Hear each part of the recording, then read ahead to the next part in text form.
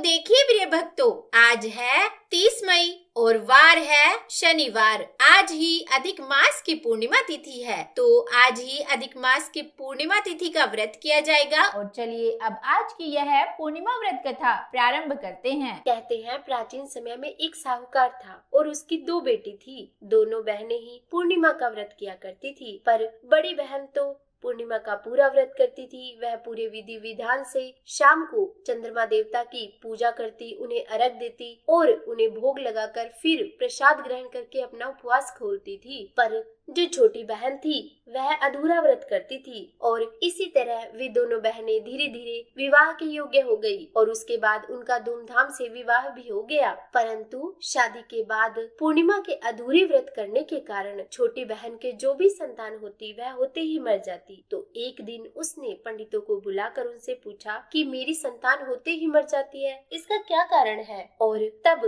पंडितों ने बताया कि तुम पूर्णिमा के अधूरे व्रत करती थी और उसी कारण तुम्हारी संतान होते ही मर जाती है। तो उसके बाद उसने हाथ जोड़कर पंडितों से पूछा कि मुझे इसका कोई उपाय बताइए। तब पंडितों ने उससे कहा कि अब की बार जब शरद पूर्णिमा आए तो तुम अपनी पूर्णिमा का व्रत फिर से प्रारंभ करो और अब की बार तुम ये पूर्णिमा के व्रत पूरे करना। और छोटी बहन ने ऐसा ही किया, उसने पूर्णिमा के व्रत पूर्ण करने प्रारंभ कर दिए। पर अब की बार भी जब उसकी संतान हुई तो वह फिर से होते ही मर गई। तो उसने इस बार क्या किया कि अपने मरे हुए लड़के को पीढ़ी पर सुलाकर ऊपर से कपड़ा उठा दिया और फिर अपने बहन को अपने घर बुलाया। और जब उसकी बड़ी बहन उससे मिलने उसके घर आई तो उसने वही पीढ़ी उसे बैठने के लिए दे दी। वह जैसे ही बैठने लगी उसका घाघरा छूते ही लड़का जी गया और रोने लगा। बड़ी बहन बोली कि तू मेरे यह क्या कलंक लगा रही थी, अगर मैं बैठ जाती तो यह तो मर ही जाता। तब छोटी बहन बोली कि ये तो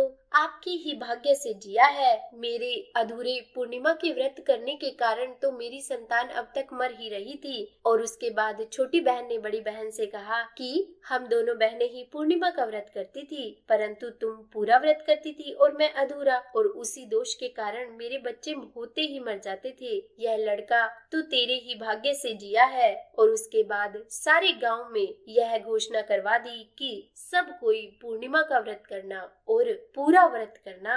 हे पूर्णिमा माता, जैसे छोटी बहन का बेटा जिलाया उसका सत रखा वैसे सबका रखना, कहते का सुनते का हुंकारे भरने वाले का सारे परिवार का सत रखना। और क्योंकि इसके बाद विनायक जी यानी कि गणेश भगवान की कहानी सुनी जाती है, तो चलिए सुनते हैं भगवान गणेश जी की कहानी। एक बार एक सरोवर में एक मेंढक और मेंढकी रहते थे। मेंढकी जो थी वह रोज भगवान विनायक जी की कहानी कहती थी। तो एक दिन मेंढक बोला कि तू रोज पराये पुरुष का नाम लेती है, अगर अब की बार लेगी तो तेरा सिर फोड़ दूंगा। इस बात से भगवान विनायक जी को बहुत गुस्सा आया और राजा की दासी आई और जब वह सरोवर से पानी भरने लगी तो उस पतीले में पानी के साथ मेंढक और मेंढकी दोनों ही चले गए। राजा की दासी ने जाते ही उस पतीले को चूल्हे पर चढ़ा दिया और नीचे चूल्हे में आग लगा दी, जिससे थोड़ी देर बाद ही उस पतीले का जो पानी था वह उबलने लगा। तो मेंढक कहे कि जल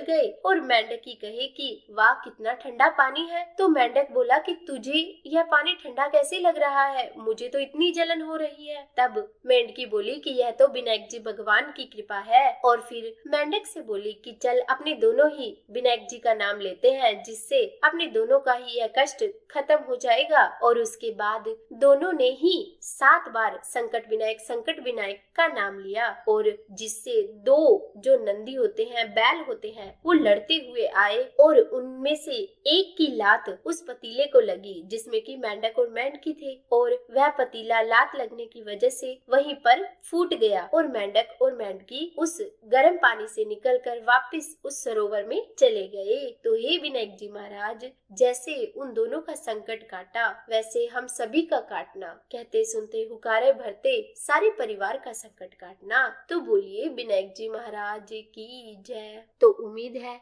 ये कहानियाँ आपको पसंद आई होगी।